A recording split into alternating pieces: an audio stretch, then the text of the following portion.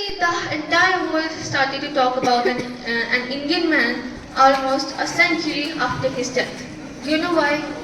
Apparently, scientists have figured out that a mysterious formula written by an Indian man now explains the whole concept of black hole.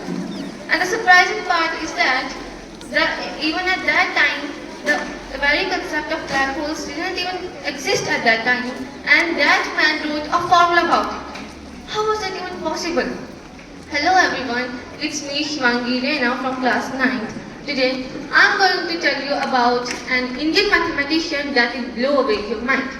So without wasting any time, let us start. In 2012, an American mathematician Ken Uno came up with a groundbreaking mathematical formula. You know how he found out? By just studying a single paragraph written by an Indian mathematician 100 years ago while lying on his deathbed. It's none other than Srinavasa Ramanujan younger, the man who knew the infinity. Being born in Tamil Nadu, he grew up in an extremely poor household where even getting food on a daily basis was a struggle. But that didn't stop him from exploring the world of mathematics. He was totally obsessed by mathematics. The numbers just fascinated him. At the age of 15, he started developing his own mathematical theories and formulas, and he was also solving advanced problems of trigonometry, cubic equations, and quadratic functions of algebra.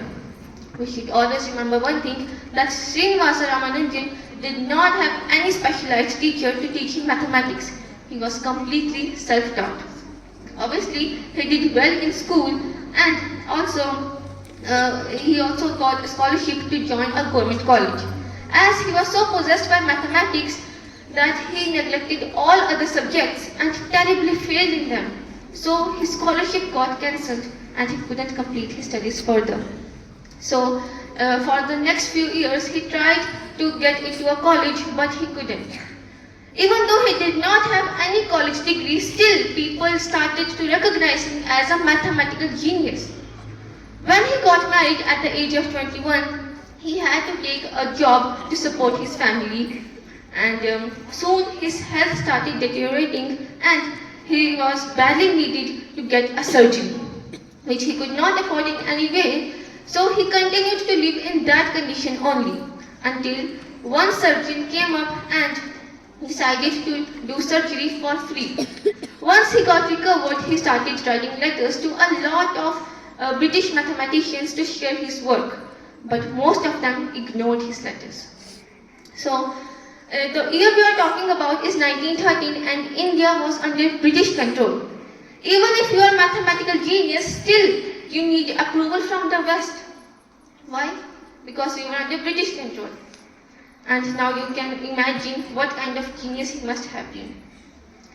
While most of the British mathematicians ignored his letters, one person was amazed, G.H. Hardy. G.H. Hardy was so amazed by his work that he wrote a letter to Ramanujan and offered to arrange means for him for free to travel to England.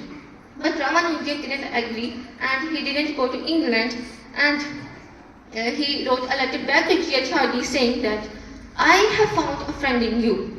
I am already a half-starving man. To preserve my brain, I want food. And this is my first consideration. Consideration. So, when he also wrote in that letter that he also need food. He was so upset at that time. Then G.H. Hardy again asked Ramanujan to come to England, and this time Ramanujan agreed. Then Ramanujan showed his whole book to G.H. Hardy, and he was blown away by what this man had done. Then during his 5 years journey in England, he had really a tough time. Because being a pure vegetarian and someone with health issues, he could not adjust to the food and to the weather of the England. So day by day his health was getting worse and he decided to return back to India in 1919. But he never got better and he died within a year.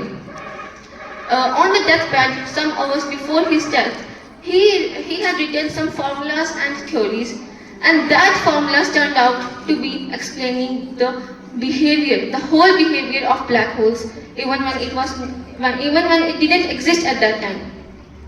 Now you can imagine what type of genius he must have been.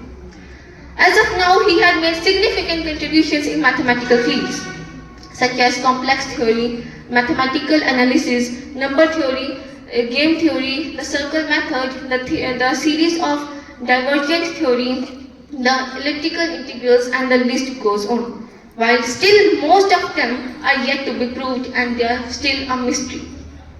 Now, being such a mathematician, he had gained so much recognition now. And all he had was only one book, Srinavasa Ramanujan, the man who lived a short life of 32 years, most of the time starving and faced enormous problems throughout his life. But he never gave up on his dreams, his thriving force, that is mathematics. And it's truly overwhelming to see him deserve the absolute recognition now, at least even after a century.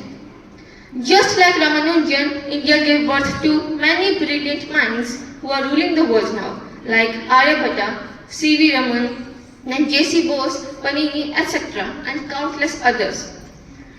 Now, I truly want that we Indians once again rise as the greatest civilization we once used to be.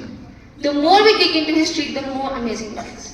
That's all for today. Thank you. Have a nice day.